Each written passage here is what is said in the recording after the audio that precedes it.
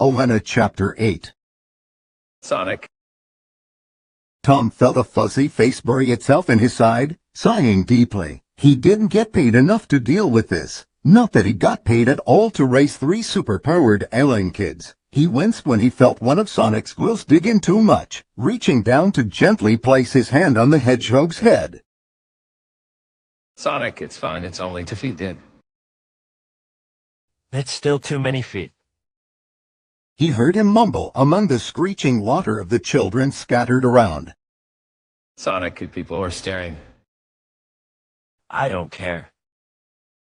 Tom raised a hand to rub his temples, wondering what on earth he'd been thinking when he suggested taking the kids to an amusement park. He thought it would be a fun, relaxing kind of thing, but nope, Sonic had to be scared of water. The kid had been up against a robot army and been hunted for his power, but he was scared of water for some reason. The irony wasn't lost on Tom one bit, and he sighed, beginning to stiffly make his way back to the concrete surrounding the kiddie pool. Didn't you run out into the ocean when we first met? I was trying to be cool. He heard him murmur, turning his cheek so that he was watching where Tom was going instead of looking at the terrifying 2 feet of pool. I wanted to impress you. You've never had to impress me, buddy, but you're getting a bit heavy. Tom's foot connected with solid ground and Sonic lowered himself down, paws touching the concrete and dusting his American flag swimming trunks off like he'd just run through the desert. Now what happened? Sonic rubbed at his floaties, ears flattening against his head as he spared a glance in the direction of the kiddie pool. One of the kids splashed me. They were probably just trying to play with you. You stick out like a sore thumb. That's why I said we should be going incognito. The hedgehog whined, letting Tom take hold of his hand and lead him away from the death trap. It was an assassination attempt. I saw the look on the kid's face. The sheriff gave him a wry smirk and tugged at his paw. Sure, Lincoln. Do you say we found Maddie? Maddie and Tails had gone off in the direction of the line for the lazy river, and the hot Montana sun burned down on Tom's neck as he weaved his way through the crowd, keeping a hand on Sonic. Not that he let him pull it away, not when there was water everywhere. They had been here half an hour, and Sonic had managed to keep his cool for that long before the incident, as it would come to be known. Knuckles he trusted by himself since he was older, and Tails had been willing to go on any ride he deemed not safe. So Maddie had taken him to grab an inner tube and float downwind. You know, Sonic, there's nothing wrong with being scared of water. Tom said, feeling Sonic draw himself close as they came dangerously close to a pool when some family made them walk around them. Children ran past screaming their lungs out. Teenagers tried to be cool by daring each other to do stupid stuff. Adults took long naps on banana lounges and came out of it with major sunburn. I just wish you told me. It's kind of embarrassing. Sonic responded, foot jerking away when he stepped in a puddle. His anxiety had lessened now that he was out of the water, but it was still high enough to reach to other bodies of liquid that we do not name. What kind of hero is scared of water? I'm sure Batman isn't. Maybe not, but everyone has their weakness. Tom tugged at his paw when he spotted the lazy river, looking down at him. Did you want to give it a try? An inner tube will help keep you afloat. Sonic seemed to think about it before he shook his head, reaching for Tom's hand with both of his paws. All right, buddy, you just wait for them at the food court here. Something went flying in the background, and Tom thought he could vaguely hear someone screaming, but with all the noise around him he didn't bother looking. He led Sonic over to a spare table, swinging his legs over the bench and wriggling his fingers as Sonic finally let go of his hand and used his speed to zip around to the other side. Tom took his sunglasses off, squinted at the menu, and decided against a cup of coffee. Who the heck willingly paid the extortionist prices that they demanded? Can we get some lunch while we wait? I'm starving. You should have had breakfast before I left home. He chided, but nonetheless reached into the back pocket of his own trunks and started rummaging around in his wallet. Being involved in an assassination attempt is hungry work. Sonic, they just slashed you. Tom said with a pointed look as he rose from his seat, eyeing the line. What do you want? Assassinated me with a splash. Sonic corrected him, dramatically placing a hand to his chest and feigning death. Chili dogs. Remind me to open the windows, I'll blow him. It wasn't long before Sonic was happily munching down his lunch, Tom's hand wrapped around a can of something cold, and the crowds were beginning to thin out as the morning crowd gave way to the afternoon crowd. Knuckles joined them eventually, a reed of seaweed curled around a dreadlock, and the look he gave the male human told Tom to simply not ask, and the Echid opted for a watermelon snow cone. Around 1, Maddie finally came by, wringing her wet hair out and tying it up with a hair tie, placing a hand on her hip afterwards as the other one picked up her inner tube. What's up, boys? Aren't you having fun? Oh, you're super fun surrounded by death rats and assassins. As Knuckles gave Sonic a look over his snow cone, Tom sighed and lifted a hand as he explained. Sonic is apparently afraid of water. Maddie's face fell as she rounded the table, setting down the inner tube and scooping him into a hug and giving him an Sweetie. Where's Maz? Toilet break. She said, soothing Sonic's wheels down as the hedgehog poked his tongue out at Knuckles, who reached to grab hold of it in typical sibling fashion. We can go home if you want. I think Miles is pretty much done with the lazy river. Sure. Maddie joined them at the table, and Sonic and Knuckles started arguing about nothing in particular when Tom looked at his watch, then scanned the crowd for a flash of orange. He tapped his fingers against his knee, then looked at the boys, who had each other in a headlock. Then Why don't you two go find Miles? I'm not sure he knows where we are. Knuckles withdrew his arm from Sonic's neck, standing before he turned to look at Maddie. Which joints did he go to? He asked, watching the hedgehog rub his neck and tug off his floaties now that they were on the verge of leaving. Maddie pointed them in the direction, then paused.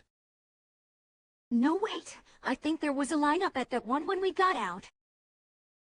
She glanced at Tom, who nodded and stood with her, both adults stepping over their bench seats. Tom and I will check the other one. You two go to the one near the water slides. With noises of affirmation, the family split up, Sonic and Knuckles taking one direction and Maddie and Tom the other to look for their lost kit. Sonic didn't dare speed surrounded by this many people, already out of place as he was just being himself, and Knuckles' bright red fur next to his blue drew attention. Their existence was still contested outside of Montana itself, and he didn't want to risk anything happening to his little buddy if he caused anything, so instead he lapsed into place beside Knuckles, matching the Echidna's fast pace easily. What's the hurry, Knux? I'm worried. He said, ignoring the noise around them as they pushed through the crowd. Tails doesn't have the kind of jaw signature you do, but I'm picking up. He stiffened and turned his attention away from Sonic, then tugged at the hedgehog's arm. This way. The fear was palpable on his tongue. Recognizing Knuckles' urgency, Sonic frowned deeply and hastened his pace, ears flattening against his head. Knuckles led them over to a secluded area a bit far from the water slides, holding his hand to motion for Sonic to stop. Chatter reached their ears, hearing someone laugh and responding louder. There were a few people in the way, but in a matter of seconds Maz came bursting through the small crowd, his tails hidden against each other before a teenager reached for his shoulder. Sonic snatched their hand before they had the chance to. Relief seemed to float back across Tails' face as he brightened upon seeing the older Mobians, though his ears still remained folded. Sonic! Knuckles! There you are. Knuckles said, keeping himself calm as he let the kid come over to him. ignoring the way Sonic kept hold of the wrist in his hand and the way the teenager was tugging at the hedgehog. Maddie said you went to the toilet. Tails nodded, his hands moving subconsciously to clutch at his namesakes and swallowing deeply. Yeah, I got a little sidetracked, sorry. Hey, let me go, you freak.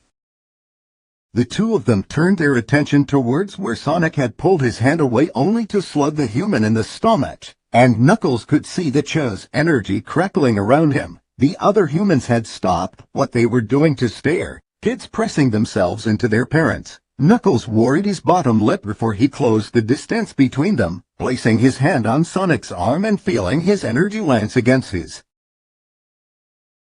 Jumbo, it's not worth it. He said, watching the teenager groan on his knees as his friends caught up to him. Even if it's pretty pathetic to pick on those weaker than you. Blue lightning ceased, and Sonic seemed to come to his senses, the dark look in his eyes vanishing when he looked at Knuckles and nodded, the two of them turning to escort Tails out of the growing crowd. People murmured but let them go, eventually going back to what they were doing before the two of them got there. Maz hugged his Tails close to his body, shifting a little when he felt a reassuring hand at his back and the older Mobians flanking him. They were a fair way back to the lazy river when he spoke, voice muffled slightly by his fur. I'm okay. It's not the first time it's happened.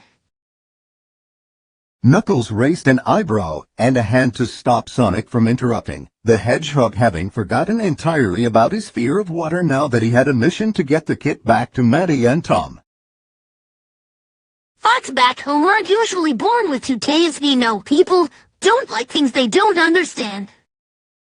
His shoulders tightened, ears flattening against his head tighter this time. Even my parents. Forget them?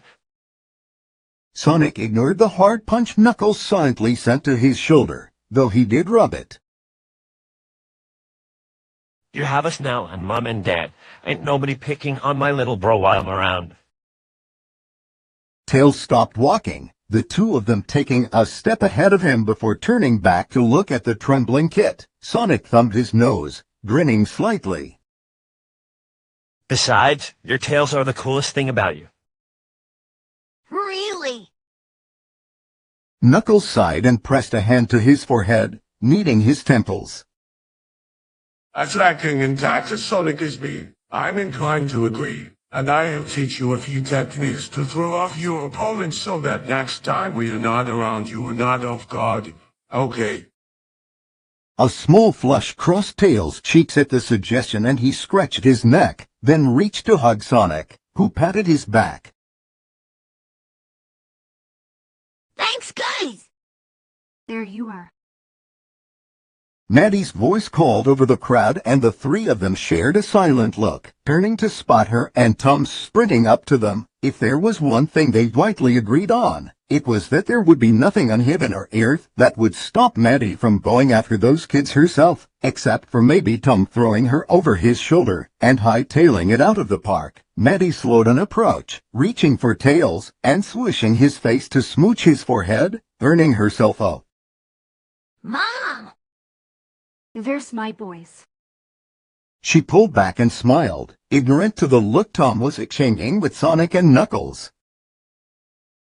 Are you ready to go home? Please? There would be a snap on Maddie's phone later of Sonic and Knuckles resting their heads against Tails. All three of them passed out in the backseat of the car as Tom drove them home, though she would keep that one quiet.